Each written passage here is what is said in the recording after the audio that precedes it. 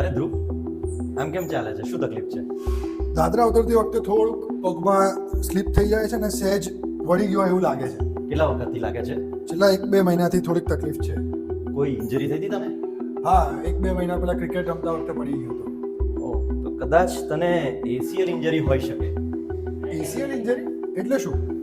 જો આપણા ઢીંચણમાં લિગામેન્ટ્સ હોય જુદા જુદા, એમાંથી એક એસીએલ લિગામેન્ટ એટલે કે એન્ટિરિયર ક્રુશિયેટ લિગામેન્ટ હોય. એનું બહુ મહત્વનું લિગામેન્ટ છે. એ લિગામેન્ટ શું કરે?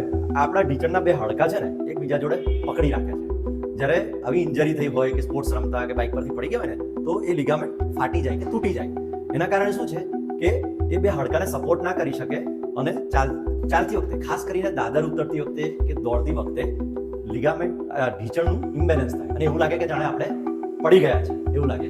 એવું થાય છે સર મને ખાસા ટાઈમથી. તો પછી એક કામ કરીએ આપણે, હું અત્યારે તને ચેક કરી લઉં અને જરૂર લાગે તો આપણે એક MRI કરાવી લઈએ તો ખબર પડશે કે શું ઇન્જરી છે.